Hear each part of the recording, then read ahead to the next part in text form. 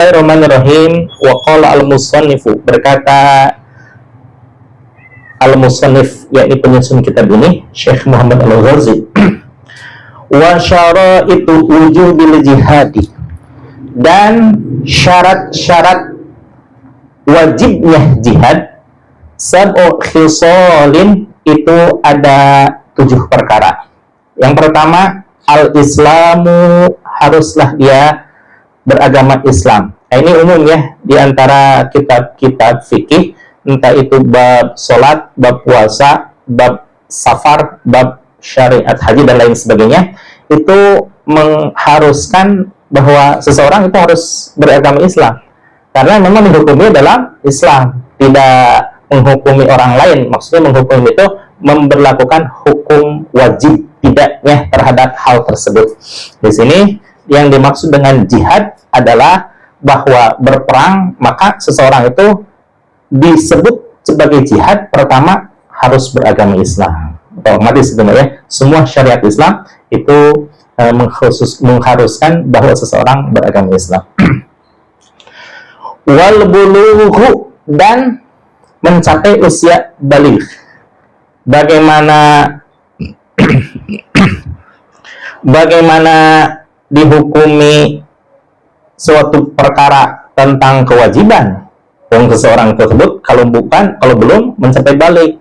Jangankan jihad, yang itu adalah fardu kifayah, sesuatu fardu yang cukup apabila ada yang mewakilinya. Seperti halnya sholat, maka wajibnya sholat itu karena al-bulugh, mencapai usia balik. Bagaimana kalau anak kecil belum mencapai usia balik tapi dia melaksanakan sholat? Itu kebaikan orang tuanya untuk mengajari anaknya untuk melaksanakan sholat. Dalam paparan Rasulullah SAW dalam mewajibkan syariat sholat, tidak mesti bahwa seseorang ketika sudah tamyiz itu dihukumi wajib sholat, tidak. Maka Rasulullah SAW bahwa adibu auladakum, ajarilah anak-anakmu untuk melaksanakan sholat. Dan ketika 7 tahun Rasulullah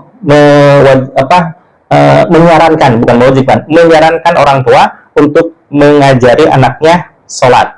Kemudian wa idza khamsina sanawat, dan asyru sanawat, ketika seorang anak sudah mencapai 10 tahun tapi dia tidak melaksanakan sholat, maka fadribu, kata Rasulullah, pukullah anak tersebut supaya dia mengerti tentang wajibnya sholat. Tapi pukulan di sini pukulan yang tidak mengakibatkan cedera kepada anak, apakah itu di wajah atau di tangan atau di badan, karena itu saraf-saraf semua ya. Kecuali betis ini tidak ada saraf yang mematikan, kecuali kalau di pentanop, pengobatan tanpa obat, itu telapak kaki pengobatan yang baik ya, Habib ya. Iya. Nah, yang paling dilarang itu Rasulullah memukul wajah, antara kepala itu pokoknya dilarang. Salah satu penghormatan seseorang itu kan wajah gitu ya, wajah. Apabila wajah tercederai, misalkan ada bekas tamparan atau bekas luka atau cakaran dan lain sebagainya, tentu itu akan mengakibatkan si anak tersebut akan berkurang percaya dirinya karena ada luka di dalam wajahnya gitu ya. Kalau seandainya betis yang dipukul, si anak itu akan mengerti, ternyata bapak saya galak ini untuk urusan sholat gitu ya. Saya mah ingat persis ya, ketika dulu saya anak-anak, belum sekolah lah, berarti belum usia 6 tahunan lah ya. Saat itu yang paling rame film bagi anak-anak Donald Bebek. Di TVRI kan kalau ada Donald Bebek gitu ya. Kemudian waktu itu di setelnya sore hari, saya sampai ngumpet tuh di bawah meja. Di bawah meja sama kakak, karena ingin nonton Donald Bebek. Tapi ketahuan sama ayah.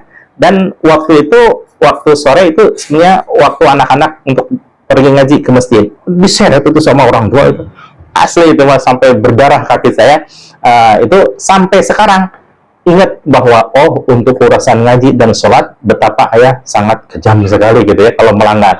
Sampai saat ini ketika akan hanya hukuman satu kali itu, ketika mau melanggar ingat seretan ayah gitu ya, seretan ayah. Jadi selamanya teringat bahwa itu adalah suatu kewajiban yang tidak boleh dilanggar oleh anak-anaknya. Coba kalau seandainya dulu ayah tidak kejam seperti itu ya untuk urusan sholat, mungkin sampai saat ini saya jadi hantu kali ya.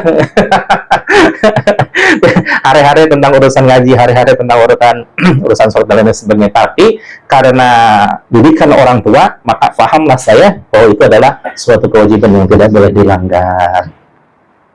Bagaimana kalau seandainya anak melaksanakan sholat tapi belum mencapai usia balik? Itu adalah kebaikan bagi orang tuanya kalau kebaikannya untuk orang tuanya.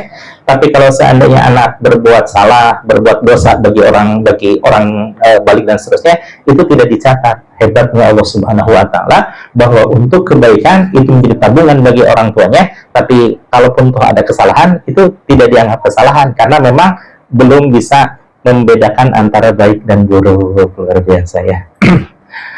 Wal aqlu, kemudian yang ketiga adalah berakal.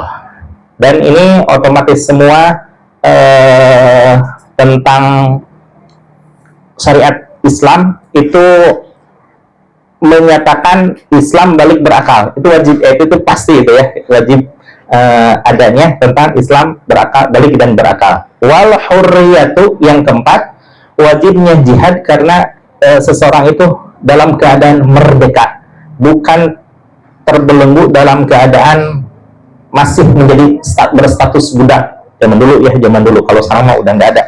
Al-hurriyah ini adalah hukum asal dari Islam, cuma karena dimaksus atau dihapuskan hukum tersebut, maka al-hurriyah ini sudah tidak ada zaman sekarang. Wadzukuriyatu, dan kelima itu adalah laki-laki. Kenapa laki-laki yang diwajibkan berperang?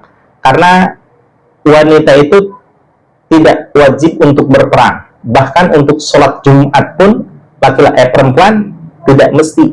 Namun kalau seandainya mau melaksanakan, maka boleh-boleh saja. Tapi tetap wajibnya tidak sebagaimana laki-laki melaksanakan sholat Jumat. Kalau laki-laki wajibnya mutlak. Kalau perempuan hanya muakkadah saja, sunnah muakkadah, sunnah yang sunnah biasa saja, tidak sampai mencapai derajat sunnah muakkadah. Jadi kalau seandainya perempuan ingin melaksanakan Jumat, dipersilakan, tapi lebih utama menyediakan makanan bagi suaminya, gitu ya. Kalau menyediakan makanan bagi suaminya itu wajib, sedangkan melaksanakan Jumatan tidak wajib. Tidak muakkadah, tidak sholat muakkadah, mendingan wajib aja gitu yang dilaksanakan gitu ya. Kemudian wasihatu, dan berbadan sehat. Bagaimana bisa berperang kalau seandainya lagi penyakit ayamnya gitu ya, ini musuh di sini membacoknya ke sini gitu ya. Gak akan menang-menang atau kalau gitu ya. Kemudian yang ketujuh, wataqatu alal qital, sanggup untuk melakukan peperangan. Karena yang kesemuanya ini Islam balik berakal, merdeka, laki-laki dan sehat itu merupakan syarat mutlak dalam